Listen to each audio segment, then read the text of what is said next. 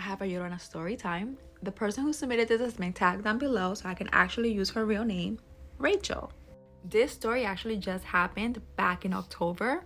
Rachel and her sister were on vacation in Salem, Massachusetts. The last night they were there, they were laying in bed in their hotel room watching TV when they started to randomly hear the sound of a woman crying. Now this crying was more like a wailing. It sounded like this woman was really in agony. Rachel and her sister did not really know what to make of it. Their first thought was to look out the window to see what was going on, but they were so tired that they decided to just lay in bed. The crying went on for about 15 minutes, then it started to get lower and lower until the crying finally stopped, so the girls didn't think anything of it. Rachel's sister eventually fell asleep, but Rachel stayed up watching TV. At about 3 a.m., the crying started again, and now it was extremely loud. It sounded like it was almost right outside their window. At this point, Rachel decided that she was going to get up and investigate, but when she got up, she realized that the crying now sounded further and further away. Rachel decided that she was going to look out of her window anyways, just to see if she could see anything, but she stopped when she realized that she could hear footsteps coming from right outside her window. At that point, she decided to shut the TV down, shut off all the lights, and go to bed. Or at least try to. The crying did eventually stop. So if you ever happen to be in the Salem area, make sure you're listening. You might hear her too. Doppelganger is a German word meaning double taker. In the world of paranormal, a doppelganger is often portrayed as a ghostly or paranormal phenomenon. A doppelganger is like your evil twin. It is a sinister or evil entity out to get you. Others believe that doppelgangers are a form of demons, hence why it's said to be bad luck if you see your doppelganger. I'm your host, Lindsay Ivan, and in today's video, let's take a look at some of the scariest doppelganger stories. So this was a street right here where you weren't supposed to walk alone. This is where my grandma, my abuelita, used to live and where I used to stay during the holidays. Think of all the monsters you know. They exist here in Puebla, Mexico. There was a lady right here who would never come out, and a lot of my family members thought that she practiced a lot of witchcraft, a lot of brujeria. And on this street right here, a lot of my cousins would say that they would see La Llorona, a spirit, a ghost crying for her kids. There was also a hill right here where people would see the devil, El Diablo. During the day, everyone would go out and play, but at night, people had to be careful. Are you ready for a spooky story?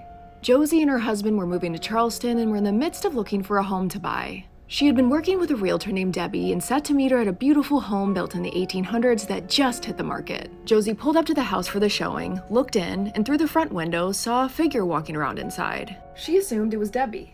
Josie walked up to the front door and found it ajar, again figuring Debbie had left it open. She popped her head in and said, "Hello?" But no response. Josie pushed the front door open a bit more, stepped inside, and as she did, she could distinctly hear footsteps. Someone was walking around upstairs. She called out again, "Hello, Debbie?" Still no response. And then heard a door shut upstairs. Josie was getting nervous. There was obviously someone here, maybe the owner, so she quickly ran out the front door and waited outside. A few minutes later, Debbie pulled up to the house and Josie quickly told her about what happened, that the front door was open and there was someone inside the home, possibly the owner. Debbie paused and said, "Well, that's not possible. The older gentleman who owned the home passed away a few months back and the home has been empty ever since." Debbie also said that front door should have been locked. Debbie thought it was a possible intruder and asked for police to come search the home. But when police got there, they found the house was completely empty. Police said there was no sign of any intruder. Josie remains convinced that it was the ghost of the past owner she saw and heard that day, and took the fact the owner left the door open for her as a sign that they were welcome there.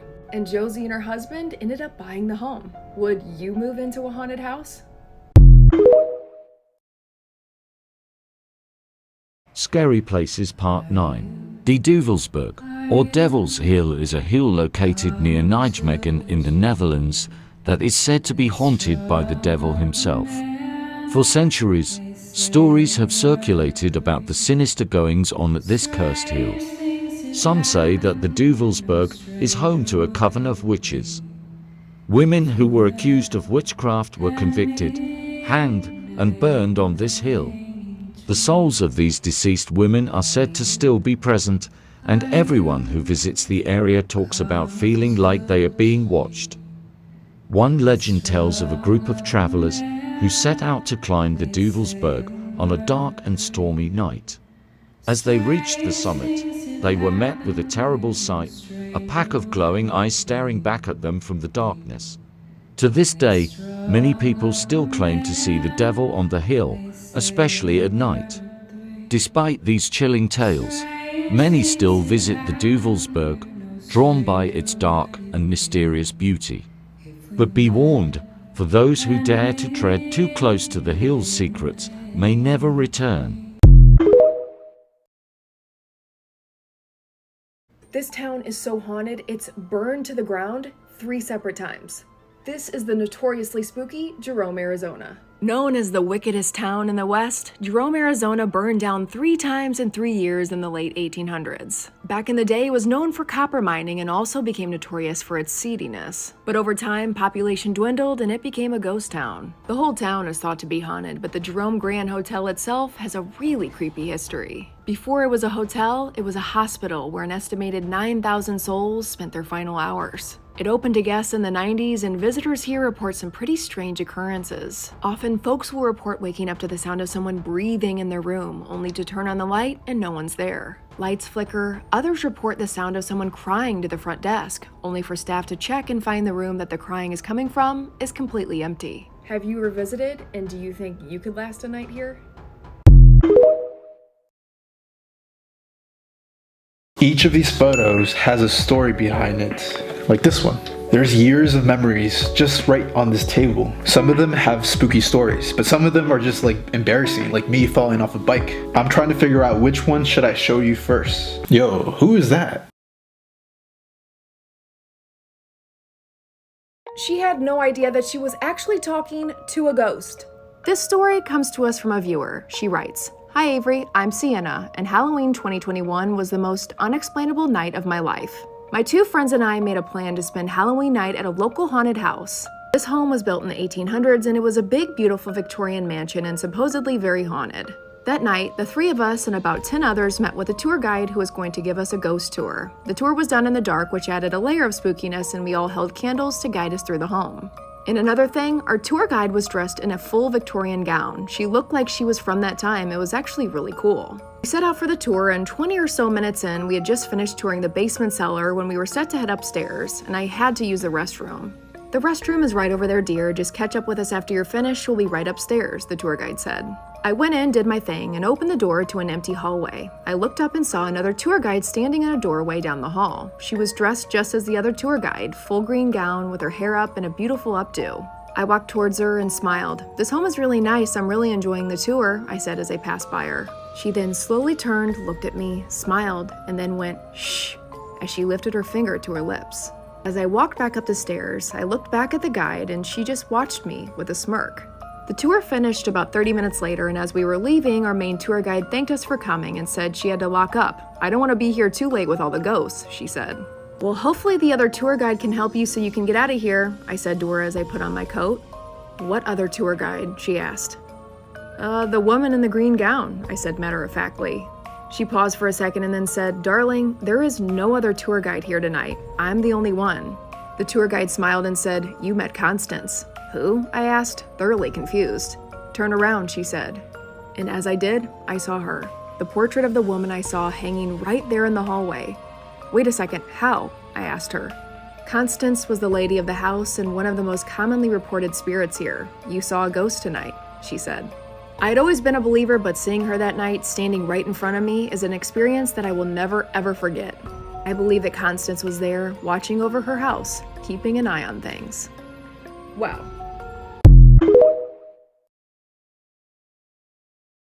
These are videos humans were never meant to see, part 19. Okay, so we all know how the moon gets hit by asteroids. But have you ever actually seen the moon get hit by one? If not, you're about to witness it. This video is both extremely fascinating and terrifying. Just look at the explosion this little asteroid causes. Just imagine if this asteroid was bigger.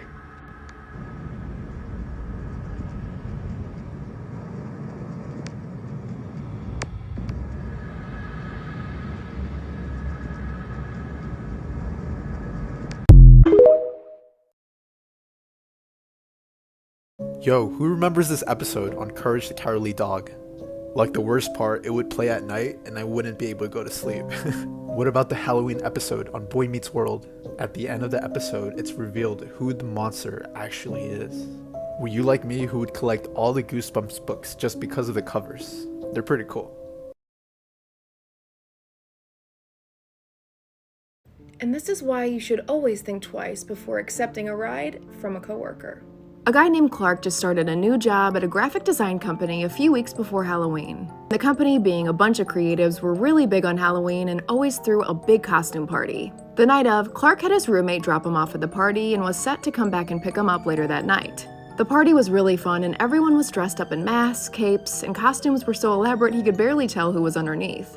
Clark had a really good time meeting a bunch of his new coworkers. Around 8:30, his roommate messaged him that he was going to be by to pick him up around 9, so he went out to the parking lot to wait for his ride. When one of his coworkers walked up through the parking lot and the two struck up a conversation, the guy looked to be in his 40s and said his name was Tom Lindell. He had a white mask on and said he worked at the graphic design firm for the past 5 years. The two talked for a while, and Tom seemed to be a really nice guy and even offered to give Clark a ride home as it was on his way. Clark told his roommate that he got a ride, the two got in the car, but from the second they did, Tom's demeanor shifted. Clark continued to ask him about the company, and when he did, Tom didn't seem to want to talk about work at all anymore. He also kept his mask on the entire ride. A couple minutes into the drive, Tom eerily said, "Don't you love Halloween? You can hide behind a mask all night and no one knows who you really are." Tom then asked him, "Do you want to come over to my house for a drink or something?" Clark said, "No thanks, I should be getting home." The car was awkwardly silent for a second when suddenly Tom said, "No, you'll come over." Clark was starting to get a really bad feeling about this entire thing.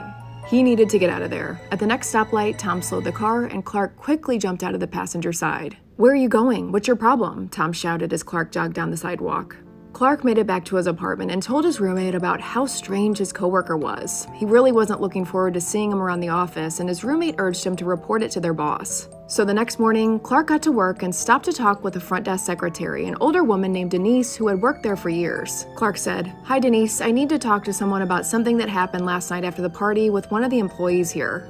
Denise said, "Oh no, okay, who?" "Tom Lindell. He said he's worked here for 5 years." The woman then paused. Clark then continued, "He was here last night wearing the white mask?" Denise then said, "I don't know how to tell you this, but there's no Tom Lindell that works here." "Say what, Denise?" "Then who was that?" Clark reported this man to police, and the officer then told him that last Halloween, another man Clark's age went missing after he was seen accepting a ride from a man in a white mask. And he hasn't been seen since. Three clips showing alleged Bigfoot sightings. I be you to there.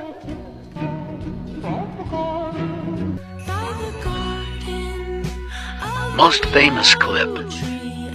Oh, there he goes. This guy is so chill.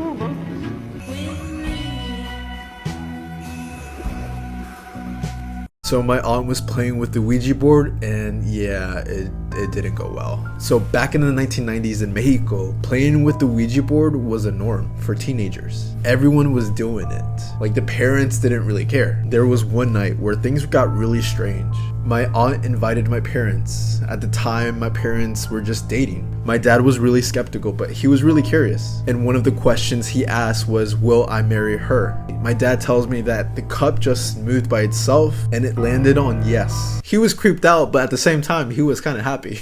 I can just imagine him. Yes, the spirits are on my side.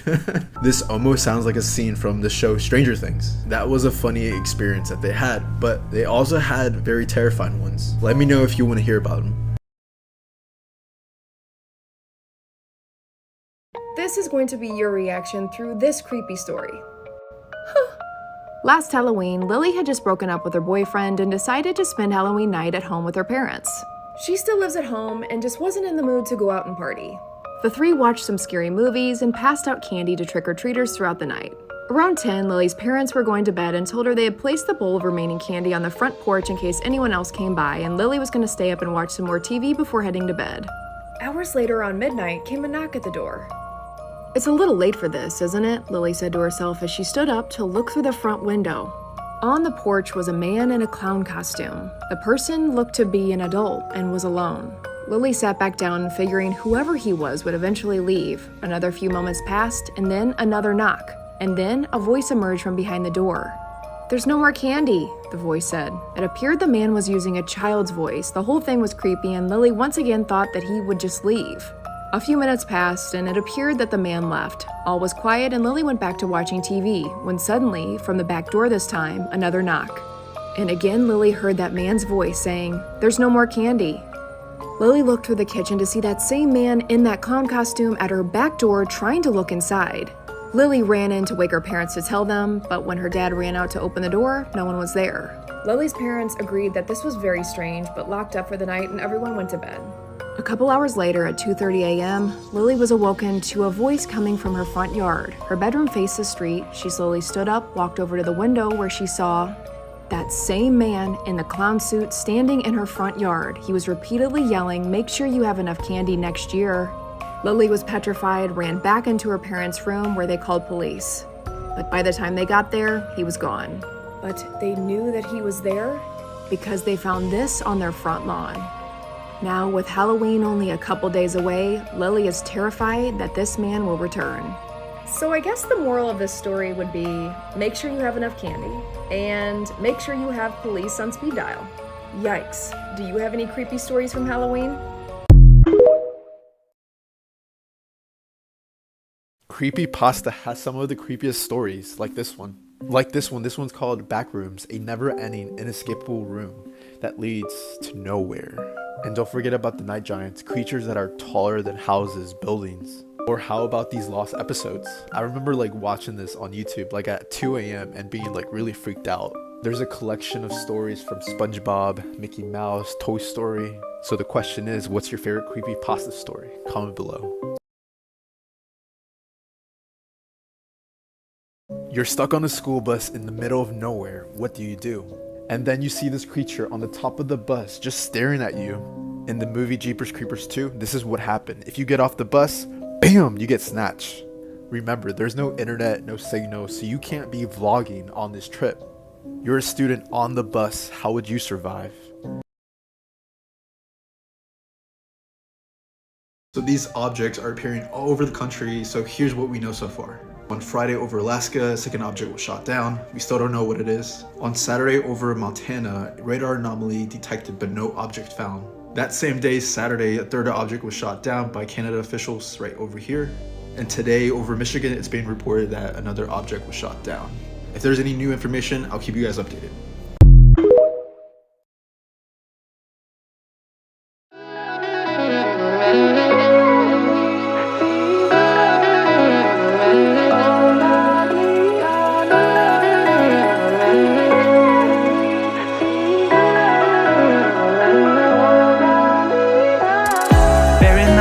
Just one thing. For me, you are still the only